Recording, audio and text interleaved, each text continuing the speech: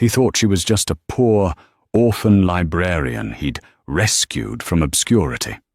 He thought he could toss her aside like last season's couture when a younger, flashier model came along. Alexander Blackwood, the tech mogul of the century, handed his wife divorce papers on their 5th anniversary, believing he was the one holding all the cards. But he made one fatal calculation. He didn't check who his wife really was. He didn't know that the penniless woman he was kicking out wasn't just a nobody. She was the heir to the very banking dynasty that owned his debt. This is the story of the most brutal divorce in high society, and the royal reveal that brought a billionaire to his knees. The air inside the private dining room at Per Se, overlooking Columbus Circle, was cold, colder than the vintage Dom Perignon chilling in the silver bucket. This was supposed to be a celebration. 5 years. 5 years since Alexander Blackwood, the genius behind the Titan AI microchip, had married Victoria, the quiet, unassuming assistant archivist he'd met at a charity library fundraiser. Victoria sat with her hands folded in her lap. She was wearing a simple navy dress she'd bought at Macy's 3 years ago. It was elegant but faded, a stark contrast to the glinting Rolex Daytona on Alexander's wrist, a watch that cost more than the college tuition of the waitstaff serving them. "Happy anniversary, Alex," Victoria said softly, sliding a small, wrapped box across the table. Inside was a first edition of The Great Gatsby, something she had spent 6 months tracking down. She knew he loved stories about self-made men. Alexander didn't reach for the box. He didn't even look at it. He swirled his wine, looking out the window at the Manhattan skyline as if he owned it. In a way, he did. His company had just gone public on the NASDAQ, valuing his net worth at $4.2 billion. "We need to talk, Victoria," Alexander said, his voice devoid of warmth. It was the tone he used when firing a VP of operations. Victoria's heart hammered against her ribs. "Is it about the merger? I know you've been stressed." "It's not the merger," he cut her off. He reached into his bespoke Brioni jacket and pulled out a thick, cream-colored envelope. It wasn't a card. It was too heavy, too legal. He slid it across the table, pushing her gift aside until it nearly fell off the edge. "I'm filing for divorce." The silence that followed was deafening. The clinking of silverware from the main dining room seemed miles away. Victoria stared at the envelope, her breath hitching. "Divorce? But why? Alex, we don't we anymore, Victoria," he sighed, looking bored. "Look at you, and then look at me. When I married you, I was a startup founder, needing a stable, quiet wife to make me look grounded to investors. I needed a nurse with a purse, emotionally speaking. But now, I'm Alexander Blackwood. I dine with heads of state. I spend weekends in Monaco." He leaned forward, his eyes cruel. "And you're still just a librarian. You wear off-the-rack clothes. You don't know how to talk to the wives of the BlackRock executives. You embarrass me, Victoria. You're too plain." Victoria felt the tears pricking her eyes, but she willed them not to fall. She had been raised to never show weakness in front of an adversary, a lesson her grandmother had drilled into her. "Is there someone else?" she asked, her voice steady. Alexander smirked. He pulled out his phone and swiped the screen, turning it to face her. The photo showed Alexander on a yacht in Saint-Tropez, his arm around a woman with platinum blonde hair and a dress made of little more than diamonds. "Chantel," Alexander said, the name rolling off his tongue like honey. "She's an influencer, 20 million followers. She just signed a brand deal with Gucci. She fits the brand, Victoria. She fits the life I've built. You fit the life I left behind." Victoria looked at the photo, then back at the man she had loved for 5 years. She remembered nursing him through the flu when his company was nearly bankrupt. She remembered signing the loan documents for their first apartment because his credit was shot. "You want me to leave?" Victoria stated. "Tonight," Alexander said. "The prenup is in the envelope. It's generous, considering you brought nothing into this marriage. You get $50,000 and you keep your whatever personal items you have. But I want you out of the penthouse by midnight. Chantel is moving in tomorrow morning." $50,000. It was an insult. It was what Alexander spent on a weekend trip to Vegas. Victoria reached for the envelope. She didn't scream. She didn't throw the wine in his face. She simply opened it, took the Mont Blanc pen he offered, and flipped to the back page. "You're not going to read it?" Alexander asked, surprised. He had expected begging. He had prepared for a scene. He had his lawyer, Harrison Wells of the prestigious firm Cravath, Swain and Moore, on speed dial just in case she caused a fuss. "No," Victoria said. She signed her name with a flourish, an intricate, practiced signature that looked far too regal for a simple librarian. Victoria A. H. Blackwood. She stood up. "I don't want your money, Alex. Keep the $50,000. You're going to need it more than I will." Alexander laughed, a barking, harsh sound. "I'm a billionaire, darling. I think I'll be fine. Just make sure you leave your keys with the doorman." Victoria turned and walked out of the restaurant. She didn't look back. She didn't see Alexander toss her unopened gift into the trash bin as the waiter poured him another glass of champagne. She walked out onto the street, the cold New York wind hitting her face. She took a deep breath. She wasn't sad. She was relieved. The charade was finally over. She reached into her purse and pulled out a phone, not the standard iPhone Alexander insisted she use, but a sleek, encrypted device made of black titanium. She dialed a number. "It's done," she said into the phone, her voice shifting from the timid wife to something colder, more commanding. He served the papers. "Activate the protocol." A deep, British voice answered on the other end. "Very good, Your Highness. The car is around the corner." Alexander returned to the penthouse at the 157 tower 2 hours later, buzzing with adrenaline and champagne. He expected to find Victoria crying in the hallway or packing frantic boxes. Instead, the apartment was silent.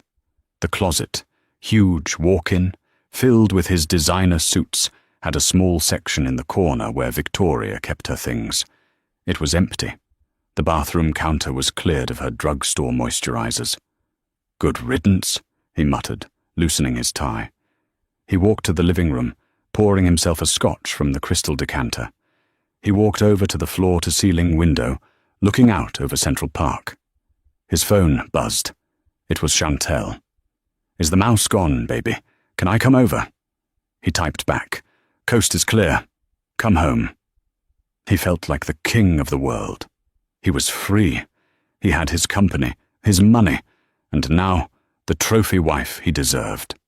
Meanwhile, 3 blocks away, a blacked-out Rolls-Royce Phantom idled in a loading zone.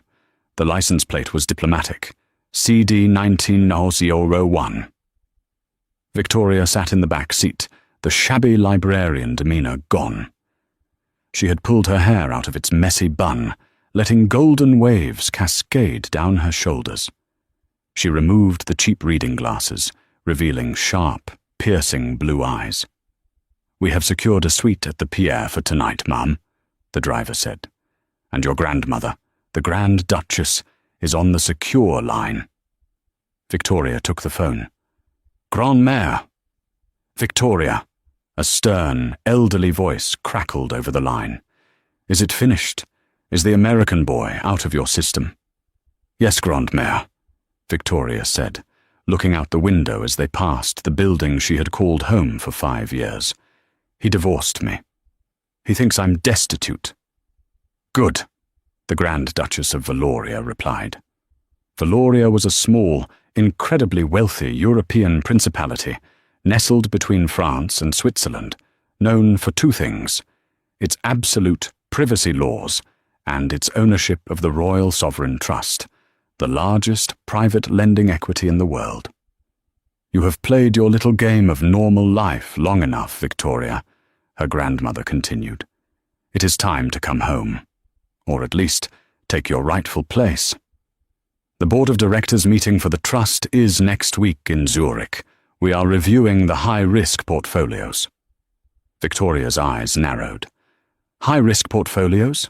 Does that include the tech sector? Indeed. Specifically, a massive loan taken out by a company called Titan AI. They are over-leveraged and requesting a restructuring to avoid bankruptcy. The CEO is a reckless man named Blackwood, I believe.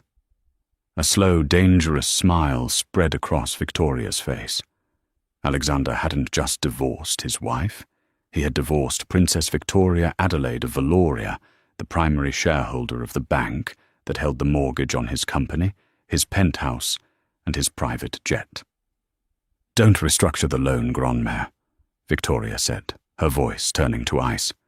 "I'll handle the Titan AI account personally. I'm staying in New York for a while longer. I have some business to attend to." "Very well," the Grand Duchess said, "but you cannot stay at the Pierre forever. We have opened the townhouse on the Upper East Side. The staff has been flown in." And Victoria. "Yes?" "Burn those clothes. You look like a peasant."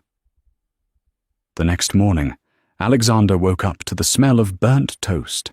Chantel was in the kitchen, wearing one of his dress shirts, trying to figure out how to use the $10,000 espresso machine. "This thing is stupid," she giggled, tossing a coffee pod into the sink. "Let's just go out. I want to go to Bergdorf's.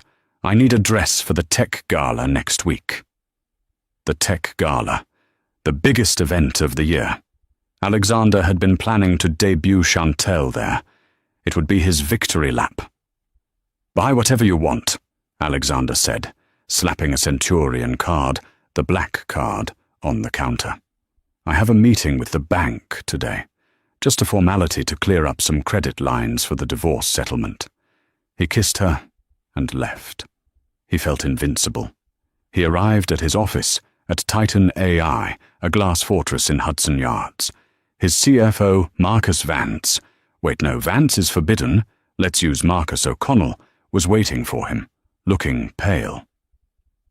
"Alex, we have a problem," Marcus said, pacing the office. "What problem? The stock is up 2%, Alexander said, sitting in his Herman Miller chair and putting his feet up. "It's the loan," Marcus said, sweating. "The construction loan for the new data center in Texas, and the liquidity line for the merger. It was all held by Geneva Holdings. So, we pay the interest. We're good." "No." Marcus slammed a file on the desk. "Geneva Holdings was just acquired this morning, bought out by a parent company. They've audited our accounts and triggered the character clause in our contract." "The what?"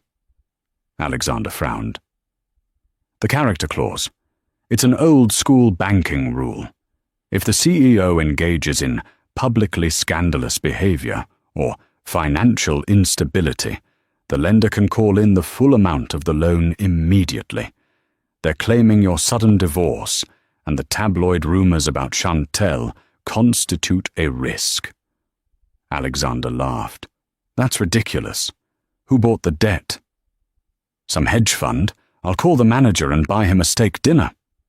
Marcus shook his head, looking terrified. "It's not a hedge fund, Alex. It's the Royal Sovereign Trust of Valoria. They don't eat steak dinners with people like us. They eat countries." "Valoria?" Alexander rolled his eyes. "That tiny place in Europe? Who runs it?" "The royal family.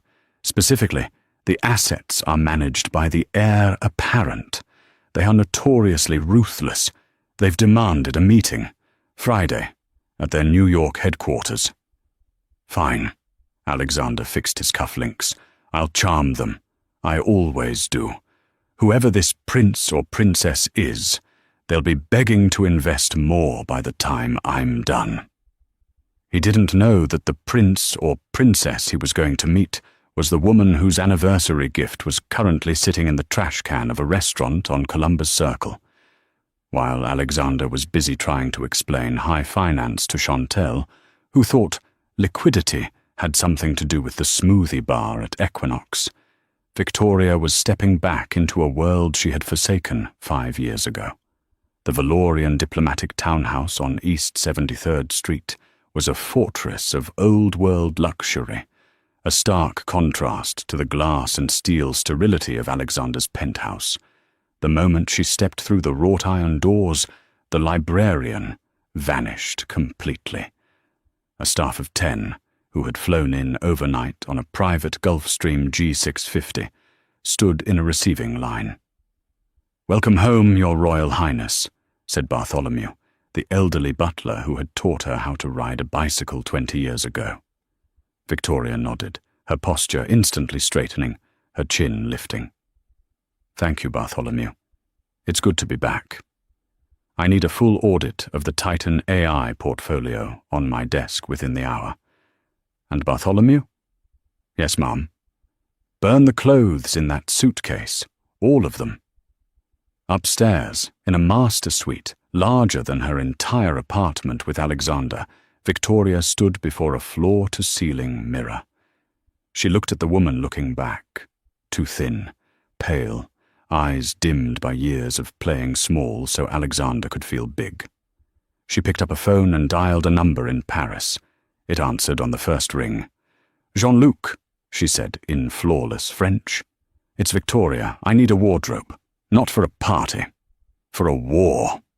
Jean-Luc Dubois, the legendary couturier who had dressed every European queen for the past 3 decades, didn't ask questions. By the next afternoon, trunks arrived containing thousands of dollars of bespoke tailoring, structured blazers that acted as armor, silk blouses in deep jewel tones, and stiletto heels sharp enough to draw blood. Victoria spent the next 2 days in the townhouse library, surrounded by financial reports on Titan AI. It was worse than her grandmother had let on. Alexander was a visionary in tech, yes, but he was a gambler in business. He had leveraged his entire empire on the success of a new microchip that wasn't even fully tested. To fund his lavish lifestyle with Chantel, the yacht rentals, the suite at the Ritz Paris, the diamond necklaces, he had dipped into company operating funds. It was sloppy. It was arrogant. It was perfect. On Thursday night, the night before the big meeting, Victoria sat by the fireplace, sipping a 1982 Chateau Margaux. Bartholomew entered softly, holding a silver tray with an iPad on it. "The latest press, Your Highness. I thought you should see it." Victoria swiped the screen. It was page 6. The headline screamed, "Billionaire Tech King dumps frumpy wife for TikTok Queen." There was a photo of Alexander and Chantel leaving Nobu the night before. Chantel was wearing a dress that was barely there, hanging onto Alexander's arm and laughing, flashing a massive yellow diamond ring on her finger. A ring Victoria recognized. It was the engagement ring Alexander had claimed he couldn't afford to buy her 5 years ago, the one he said was too ostentatious. Victoria zoomed in on Alexander's face in the photo. He looked smug, victorious. "He looks happy," Bartholomew noted quietly. "He looks," Victoria said, setting the glass down with a sharp click, "like a man standing on a trap door who doesn't know who has their hand on the lever." She stood up, the silk of her emerald green dressing gown flowing around her. "Lay out the navy Dior suit for tomorrow, the vintage one, and bring me the sapphire brooch from the Valorian Crown collection, the one with the crest. The lion rampant, ma'am? Isn't that a bit aggressive for a business meeting?" Victoria smiled, a look that would have terrified Alexander Blackwood had he seen it. I'm not going to a business meeting, Bartholomew. I'm going to an execution. Friday morning arrived with grey skies over Manhattan. Alexander was irritated. Chantel had kept him up half the night, filming a Get Ready With Me video for TikTok in their bathroom, and his driver was 5 minutes late.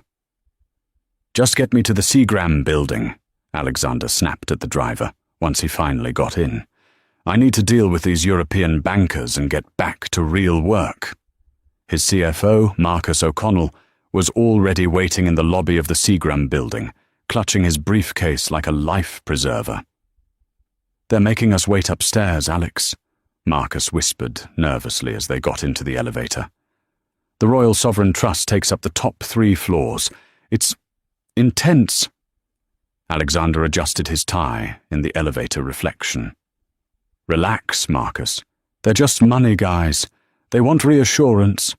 I'll give them the 5-year projection, throw around some buzzwords like synergy and quantum integration, and we'll walk out with an extended credit line. Watch the master at work. The elevator doors opened onto the 38th floor, and the atmosphere immediately shifted. It was dead silent. The floors were polished Italian marble, the walls panelled in dark, ancient mahogany. There were no open-plan desks, no ping-pong tables, no tech-bro energy. Just oil paintings of severe-looking men in 18th-century military uniforms. A severe woman in a grey suit met them. Mr. Blackwood, Mr. O'Connell, follow me. She didn't offer them coffee. She didn't smile. She led them to a massive set of double doors and motioned for them to wait on a hard wooden bench outside. 45 minutes passed. Alexander was fuming. He checked his Rolex every 30 seconds. He pulled out his phone to check his emails, but there was zero signal in the hallway. A subtle power play. This is outrageous, Alexander hissed. Do they know who I am? My time is worth $10,000 a minute. Alex, keep your voice down, Marcus begged. Finally, the double doors opened. The assistant beckoned them inside. The boardroom was cavernous. The windows offered a panoramic view of the city, but the room felt hermetically sealed. At the far end of a polished table, long enough to land a plane on, sat Alistair Pembroke, the CEO of the Royal Sovereign Trust. He was a man in his 60s with steel-grey hair and a suit that cost more than Alexander's car. Alexander put on his best winning smile and strode forward, hand extended. Mr. Pembroke, a pleasure. Apologies for the delay. I know how busy we all are. Pembroke didn't stand up. He didn't shake the proffered hand. He just pointed to a chair at the far end of the table, 20 feet away. Sit down, Mr. Blackwood. Alexander blinked, his smile faltering. He sat. He felt surprisingly small in the large leather chair. Mr. Pembroke, Alexander began, launching into his pitch. I know the sudden acquisition of our debt by your reputable institution has raised questions, but I assure you, Titan AI is stronger than ever. My recent personal restructuring was necessary to align my public image with the company's future trajectory. We are about to launch a chip that will revolutionize. Be quiet, Mr. Blackwood, Pembroke said. His voice wasn't loud, but it stopped Alexander mid-sentence like a physical slap. Excuse me? We have audited your company. You are over-leveraged by 400%. You have been siphoning corporate funds for personal use at an alarming rate in the last 3 weeks. And you triggered the morality clause in your loan agreement by publicly humiliating your wife of 5 years to cavort with a social media personality. Alexander felt sweat prickle under his collar. Now see here. My private life is none of your concern. I can cover the interest payments. We don't want the interest payments, Pembroke cut in. We want the principal. The Royal Sovereign Trust is calling in the loan. All of it. $600 million. Payable within 48 hours. Marcus whimpered audibly. Alexander stood up, his face red. That's impossible. That will bankrupt the company. You can't do that. I demand to speak to the actual owner of this trust. You're just a manager, Pembroke. Who do I have to charm to make this go away? I know these European royals. They all have a price." Pembroke stared at Alexander for a long, uncomfortable moment. A strange, almost pitying look crossed his face.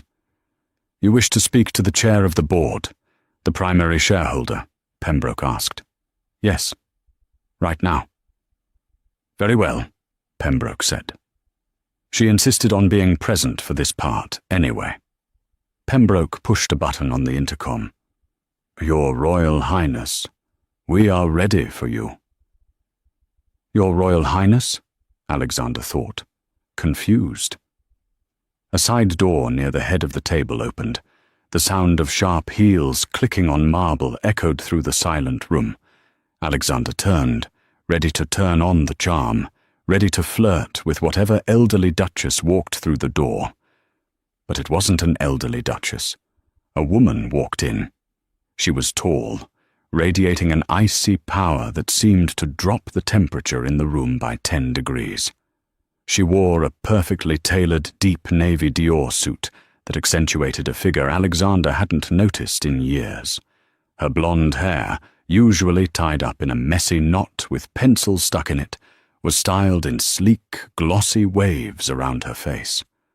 On her lapel, a sapphire lion with diamond eyes glinted dangerously under the chandelier lights. Alexander stared. His brain refused to process what his eyes were seeing. It looked like Victoria, but it couldn't be Victoria. Victoria wore cardigans. Victoria smelled like old books and vanilla. This woman smelled like rare orchids and cold, hard cash. She didn't look at him. She walked to the head of the table, past Pembroke, and stood behind the massive chair meant for the sovereign. Only then did she raise her eyes, those piercing blue eyes that he had ignored for years. Alexander's mouth fell open. "Victoria? What are you doing here? Did you get a job as an assistant?"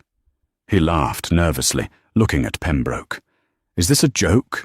You hired my ex-wife." Victoria ignored him. She placed a single, slim manila folder on the table. "Mr. Pembroke," Victoria said, her voice cool, authoritative, and ringing with an aristocratic accent Alexander had never heard her use. "Bring me up to speed. Has Mr. Blackwood been informed of the foreclosure protocols?" "Victoria, stop it," Alexander said, stepping forward, his confusion turning to anger. "What is this game? You don't talk like that. You're a librarian from Queen's." Victoria finally turned her head slowly and looked directly at him. The look was so withering that Alexander actually took a step back. "Sit down, Alexander," she commanded. It wasn't a request. It was an order. He sat. "You seem confused," she said, resting her hands on the table. The sapphire lion glinted. "Let me clarify the situation for you. You are correct that I was a librarian. I enjoy books. They are quiet, unlike you." She leaned forward slightly. "But you were incorrect about my origins. You never asked, did you? In 5 years, you never once asked about my family in Europe. You just assumed I was poor because I didn't wear labels and didn't care for your shallow parties." Alexander was frozen, his mind racing back through 5 years of marriage. The vague answers she gave about her childhood, the trips to Europe to visit an ailing aunt, the fluency in French and German that she downplayed. "Allow me to reintroduce myself," she said, her voice like steel wrapped in velvet. "I am not just Victoria Blackwood. I am Her Royal Highness, Princess Victoria Adelaide Antoinette Grimaldi of Valoria. My family has ruled our principality for 600 years, and my family owns the Royal Sovereign Trust." She paused to let the words sink in. She watched the blood drain entirely from Alexander's face, leaving him greyish-white. "Which means, Alexander," she whispered, a terrifying smile touching the corners of her lips, I own you." The silence in the boardroom stretched until it became suffocating. The only sound was a soft thump as Marcus O'Connell, the CFO of Titan AI, actually fainted, sliding out of his chair onto the thick Persian rug. Nobody moved to help him. Alexander stared at the woman at the head of the table. His brain was misfiring, trying to reconcile the image of his quiet, cardigan-wearing wife with this imposing figure dripping in sapphire authority. "A princess?" Alexander choked out, his voice cracking. He tried to laugh, but it sounded like a dry cough. "Vicky, come on. This is an elaborate joke, right? You hired actors. You're from Queens. We ate ramen noodles on a mattress on the floor our first year." Victoria, Princess Victoria, didn't even blink. "I lived in Queens because I chose to experience life outside the palace walls. I ate ramen because I wanted to know what it felt like to build something from nothing. You, Alexander, were my experiment in normality, an experiment that has tragically failed." She tapped a manicured finger on the file in front of her. "Mr. Pembroke, please escort Mr. O'Connell out. He's useless to us. I will deal with Mr. Blackwood alone." Pembroke nodded and dragged the groggy CFO out of the room. The heavy doors boomed shut, locking Alexander in with his worst nightmare. The moment they were alone, Alexander's shock morphed into a slick, desperate charm. He took a step toward her, his famous investor smile plastered on his face. "Vicky, baby," he started, holding his hands up in a placating gesture. "Okay, wow, you got me. This is huge. Why didn't you tell me? We could have been a power couple. Think about it. Titan AI backed by royal money. We'd rule the world." He reached out to touch her arm, a habit born of 5 years of taking her for granted. "Do not touch me," Victoria said. Her voice wasn't loud, but it had the absolute finality of a guillotine blade. Alexander froze. He saw something in her eyes he'd never seen before, genuine revulsion. "You lost the right to touch me when you served me divorce papers between the appetizer and the main course," she said coldly. "You called me plain. You called me an embarrassment. You said I fit the life you left behind." She stood up slowly, towering over him in her heels. "Look at me now, Alexander. Do I look plain to you?" He gulped. She looked terrifyingly beautiful. She looked like a goddess of vengeance. "I was stressed, Victoria. It was the business talking. I didn't mean it. Let's tear up those papers. Let's start over. I'll dump Chantel today. Right now. Watch." He fumbled for his phone. Victoria laughed, a chilling, crystalline sound. "Oh, Alexander, you really don't understand what's happening, do you?" She picked up a document from the table and threw it toward him. It slid across the polished wood. It was the divorce settlement agreement, the prenup he had forced her to sign. "You were so eager to be rid of me, you didn't even wait for your lawyer to file it," Victoria said. "You signed it. Then I signed it. As of 9 a.m. this morning, when my legal team filed it with the city clerk, we are officially divorced. You are a single man, Alexander." Alexander stared at the paper. He had signed away his connection to her. He had signed away his safety net. "But the $50,000, he stammered. "I gave you. Keep it," she said, echoing his words from the restaurant. "You're going to need it, because as of this moment, the Royal Sovereign Trust is commencing foreclosure proceedings on Titan AI. We are seizing your assets, your intellectual property, and your personal holdings used as collateral." "You can't. The penthouse is in my name." "The penthouse was collateral for your Series B funding round," she corrected him. "It's ours. You have 24 hours to vacate. I believe Chantel will find moving out quite tedious." Alexander felt the room spinning. Everything he had built, everything that defined him, was dissolving. "Why?" he whispered, tears of rage and fear stinging his eyes. "If you had all this money, why did you let me struggle? Why did you let me take out these loans?" Victoria's expression softened, just for a fraction of a second, into profound sadness. "Because I loved you, you idiot. I wanted you to succeed on your own merits. I wanted to see if the man I married was worthy of the throne he was trying to build. But you weren't building a throne, Alexander. You were just digging a very expensive hole." She pressed a button on the intercom. "Security, please remove Mr. Blackwood from the premises and ensure his building pass is deactivated." 2 massive security guards materialized. Alexander was escorted out of the boardroom, past the oil paintings of Victoria's ancestors, who all seemed to be sneering at him. He was shoved into an elevator, a billionaire who had just lost $4 billion in 45 minutes. The next 24 hours were a blur of panic and denial for Alexander. He returned to the 157 penthouse to find chaos. Chantel was throwing expensive luggage around, screaming at her assistant on the phone. "What do you mean my card declined at Cartier?" Chantel shrieked, throwing a diamond bracelet across the room. It hit a vase, shattering it. Alexander walked in, looking like a ghost. "Chantel, shut up!" he snapped, loosening his tie, feeling like it was strangling him. She whirled on him. "Alex, fix this!" "The doorman looked at me weird. My card isn't working, and TMZ is posting something about your company stock crashing." It was true. The news of the Royal Sovereign Trust calling in the loan had leaked, Victoria's doing, no doubt. Titan AI stock was in freefall. It had dropped 40% since this morning. His net worth was vaporizing by the second. "It's just a hiccup," Alexander lied, pouring himself a scotch with shaking hands.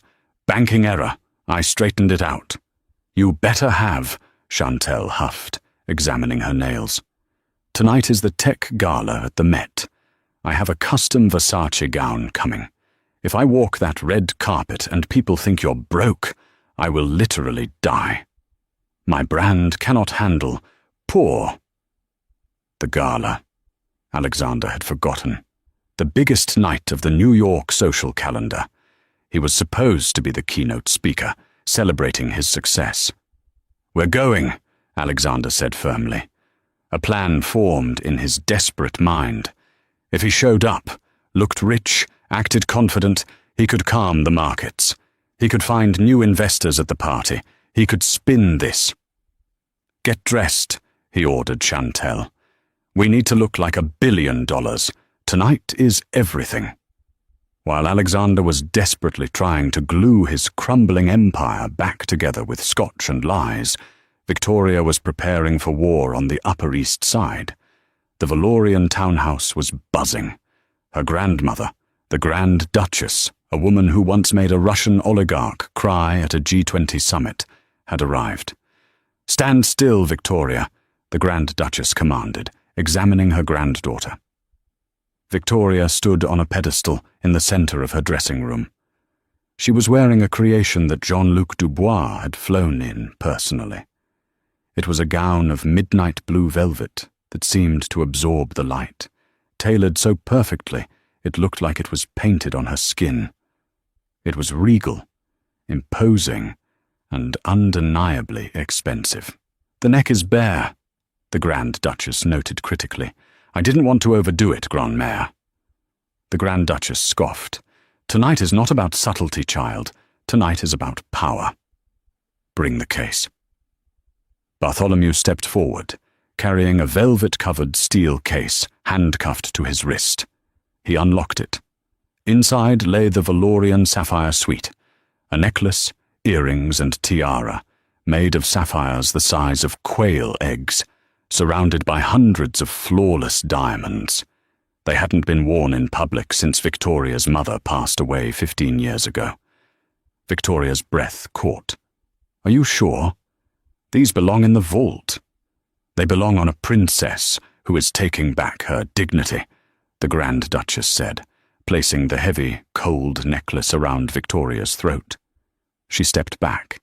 The transformation was total. The librarian was dead. Long live the princess. Go, the Grand Duchess said. Show that little man what real royalty looks like. And Victoria? Yes. Don't break him too quickly. It's more fun to watch them squirm. The red carpet outside the Metropolitan Museum of Art was a frenzy of flashbulbs and screaming fans. It was the annual Innovators' Ball. A black limousine pulled up. Alexander got out, forcing a blinding white smile. He wore a Tom Ford tuxedo that felt suddenly too tight. He extended a hand to Chantelle. Chantelle emerged, a vision in neon pink Versace, feathers, and too much fake tan. She immediately started posing for the cameras, blowing kisses. But the reception was chilly. The reporters weren't asking, "Who are you wearing?" They were shouting, "Mr. Blackwood, is it true Titan AI is facing liquidity issues?" "Alex, comment on the stock drop." Alexander ignored them, hustling Chantelle up the stairs. "Keep smiling," he hissed at her. They reached the top of the stairs, ready to make their grand entrance into the great hall. Then, a hush fell over the crowd below. The shouting stopped. The camera shutters went silent for a split second. A vintage maroon Rolls-Royce Phantom 6, the kind used by actual monarchs, had pulled up to the carpet. The driver, in full livery, opened the back door. First, a navy velvet stiletto stepped out. Then, Princess Victoria emerged. The silence broke with a collective gasp that rippled through the hundreds of people present. She didn't stop for photos. She glided. The midnight blue velvet flowed around her like dark water. The sapphires at her throat caught the camera flashes and fractured the light into 1,000 blue daggers. Her blonde hair was swept up, crowned by the diamond tiara that glinted with centuries of history. She looked untouchable. She looked immensely, terrifyingly wealthy. Alexander, standing at the top of the stairs, turned to see what everyone was looking at. His breath left his body. He recognized the face, but nothing else. The woman walking up the stairs toward him wasn't the wife he had discarded. She was a queen coming to claim her territory. Chantelle popped her gum, squinting. "Who is that? Her dress is amazing. Wait, Alex, isn't that your ex-wife? The boring librarian?" Victoria reached the top of the stairs. She didn't stop. She walked straight past Alexander as if he were a piece of insignificant furniture. The scent of rare orchids and cold air trailed behind her. As she passed him, she didn't even turn her head, but she spoke just loud enough for him to hear. "Happy anniversary, Alexander." The great hall of the Metropolitan Museum of Art was a cavern of echoing opulence, transformed for the night into a playground for the 0.01%. The air was thick with the scent of expensive perfume, lilies, and the distinct metallic tang of chilled Osetra caviar. But for Alexander Blackwood, the atmosphere felt suffocating, heavy with a humidity that had nothing to do with the weather and everything to do with the shifting tides of power. Alexander stood near the base of the Temple of Dendor, the ancient Egyptian sandstone glowing ethereally under the soft, amber uplighting. In his hand, a glass of 30-year-old single malt warmed, untouched. He wore his tuxedo-like armor, a bespoke Tom Ford creation that usually made him feel invincible. Tonight, however, it felt like a costume, a disguise he was wearing to convince the world, and perhaps himself, that he still belonged here. Beside him, Chantelle was busy documenting her existence. She held her phone high, pouting for a selfie with the temple in the background, the flash of her screen illuminating the boredom in her eyes. "This lighting is tragic, Alex," she complained, snapping her gum, a sound that cut through the refined hum of conversation, like a gunshot. "And why is no one coming over to us? Usually we're swarmed. I need content for the vlog. Did you see the view count on my Get Ready With Me? It's tanking." Alexander didn't answer. His eyes were scanning the room, darting from face to face, looking for an ally. He saw Jonathan Gray, the real estate tycoon, laughing near the bar. He saw the editor-in-chief of Vanity Fair whispering with a movie star. Alexander straightened his spine, adjusted his cufflinks, and made his move. "Jonathan!" Alexander called out, forcing the trademark Blackwood smile, the one that had closed billion-dollar deals. "I wanted to talk to you about the Hudson Yards expansion. I have some ideas about the AI integration." Jonathan turned.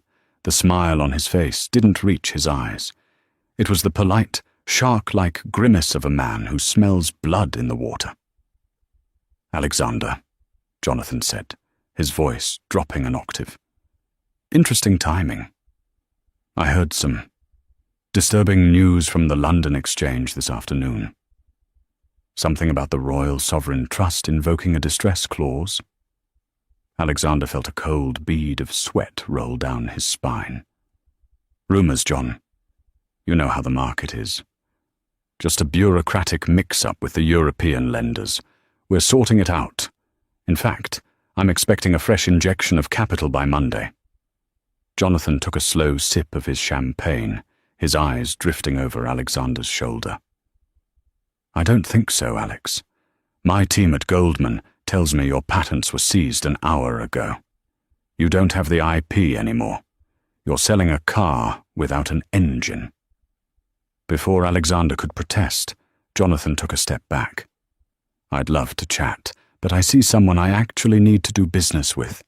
Good luck, Alex. You're going to need it." Jonathan walked away, leaving Alexander standing in a void of social isolation. It was happening. The freeze out. In high society, you don't get yelled at. You just get erased. "Rude," Chantel muttered, looking up from her phone. Who was that old guy, anyway? He has zero drip. "Shut up, Chantel," Alexander hissed, the panic finally cracking his voice. "Just stand there and look expensive. That's your only job." Suddenly, the ambient chatter in the massive hall died down. It wasn't a gradual silence. It was an instant, collective hush, as if the oxygen had been sucked out of the room. The lights dimmed, focusing a single, brilliant spotlight on the center stage in front of the temple. The museum's director stepped to the microphone. "Ladies and gentlemen, distinguished guests, tonight is a night of history. We are celebrating not just innovation, but heritage. And we are honored to welcome our new primary benefactor. Please welcome the chairwoman of the Valorian Sovereign Council, Her Royal Highness, Princess Victoria." Alexander's heart hammered against his ribs like a trapped bird. Victoria. She emerged from the shadows of the temple, stepping into the light. The collective gasp of the crowd was audible. If Alexander had thought she looked good in the boardroom, tonight she looked like a deity. She was wearing the midnight blue velvet gown, but now, under the museum lights, the Valorian sapphire suite was blinding. The necklace, a cascade of deep blue stones surrounded by diamonds, rested on her collarbone with the weight of 600 years of history. A delicate diamond tiara crowned her blonde hair, which was swept up in an intricate chignon. She didn't walk. She floated. Her posture was perfect, her chin held high, her expression serene and unreadable. She was a woman who owned the room, not because she had bought it, but because she had been born to rule it. She reached the podium, adjusting the microphone with a gloved hand. Her blue eyes scanned the crowd, confident and clear. "Thank you," she began, her voice echoing through the silent hall. It was the voice of the woman Alexander had married, but stripped of the timidity, stripped of the apology. "For years I have walked among you quietly. I have observed what this city values. I have seen how quickly it elevates the loud, the flashy, and the new." She paused, her gaze sweeping over the audience. For a fleeting second, her eyes locked onto Alexander's. He felt stripped naked, exposed for the fraud he was. "But true value," Victoria continued, her voice gaining strength, "is not found in the fluctuating price of a stock. It is not found in the number of followers you have, or the brand on your lapel. True value is found in integrity, in loyalty, in the things that cannot be bought, only earned. My family has protected our legacy for centuries, not by chasing the next big thing, but by honoring our roots." She smiled, a small, dangerous curve of her lips. "I recently learned a hard lesson about the difference between price and value. I watched someone throw away a diamond because he was too busy chasing glitter. Tonight, I am here to pledge 100 million to the restoration of this court, to ensure that true art, that which is real and lasting, survives." The applause that followed was deafening. It was the sound of allegiance shifting. The room had a new queen, and Alexander Blackwood was officially deposed. As Victoria stepped down from the stage, surrounded by a phalanx of admirers, Michael Bloomberg, the Olsen twins, the head of the Federal Reserve, Alexander felt a surge of manic desperation. He couldn't let it end like this. He had to fix it. He could charm her. He could remind her of the good times. "Stay here," he ordered Chantel, pushing past a waiter. He shoved his way through the crowd, ignoring the glares of the people he bumped into. He reached the edge of the VIP circle, just as Victoria was accepting a glass of champagne from a waiter. "Victoria!" Alexander shouted. The sound of his voice, raw and desperate, cut through the polite congratulations. The circle around her parted, not out of respect for him, but out of the morbid curiosity of watching a car crash. Victoria turned slowly. She handed her glass to an aide and looked at him. There was no anger in her face. There was something far worse, indifference. "Alexander," she said, her tone level, "you are making a scene. Again." "We need to talk," Alexander panted, sweat visible on his forehead. He reached out to grab her arm, but a massive security guard stepped forward. Victoria raised a hand, halting the guard. "Let him speak," she said softly. "It's his closing argument." "Vicky, please," Alexander lowered his voice, trying to create an intimacy that no longer existed. "I know you're angry. You have every right to be. I was an idiot. But look at us. Look at what we could do together now. I built Titan AI for us.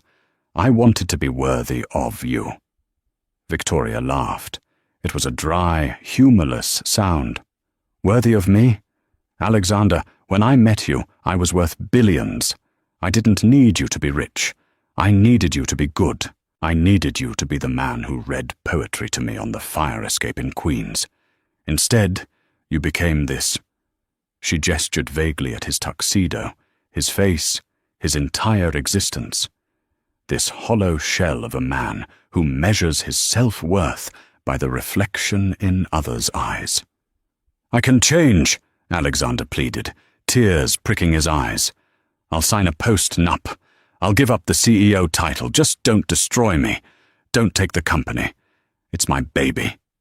Victoria took a step closer, the scent of rare orchids overwhelming his senses. "You didn't build that company, Alex.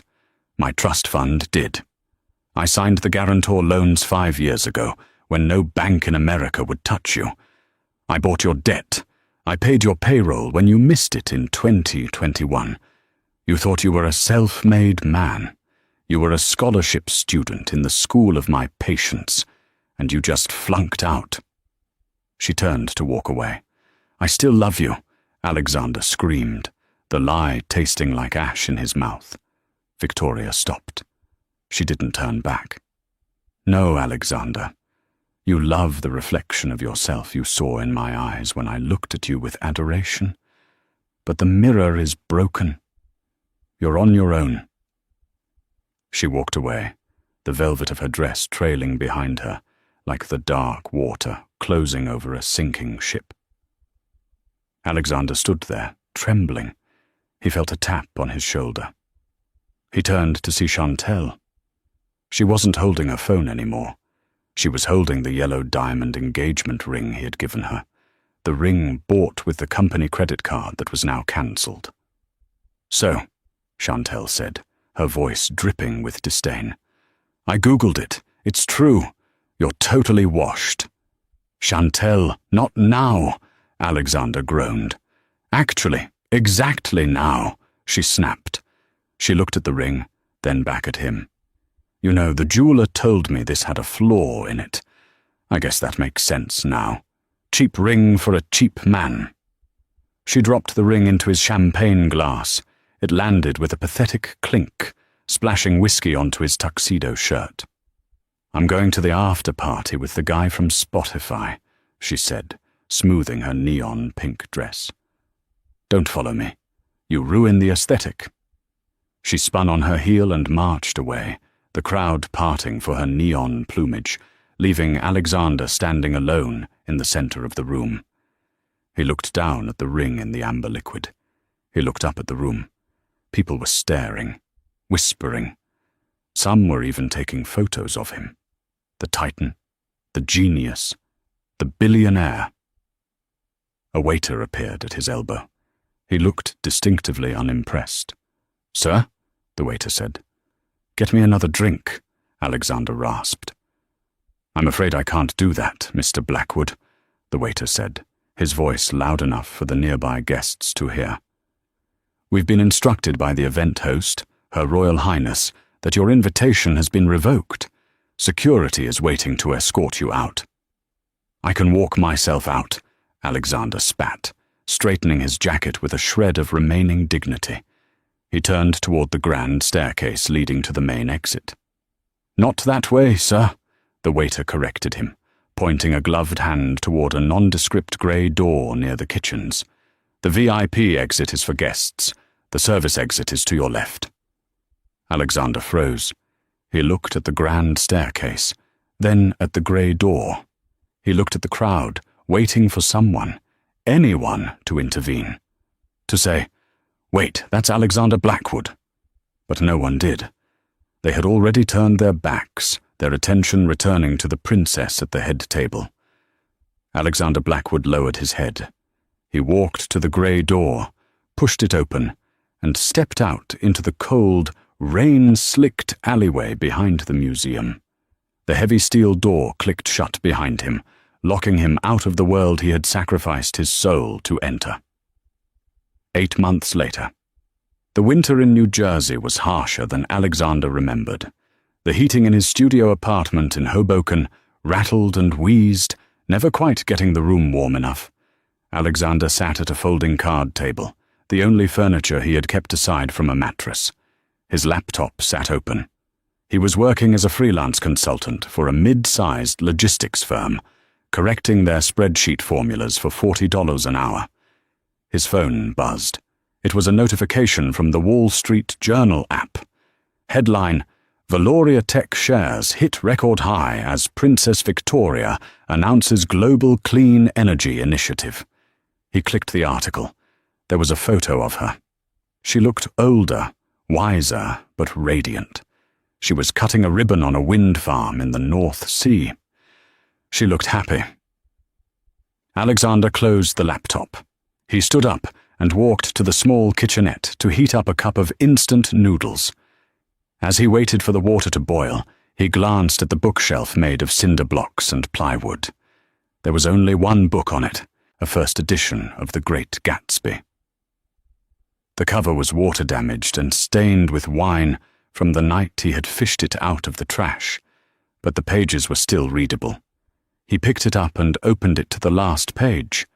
He read the line he had memorized, the line that now defined his existence.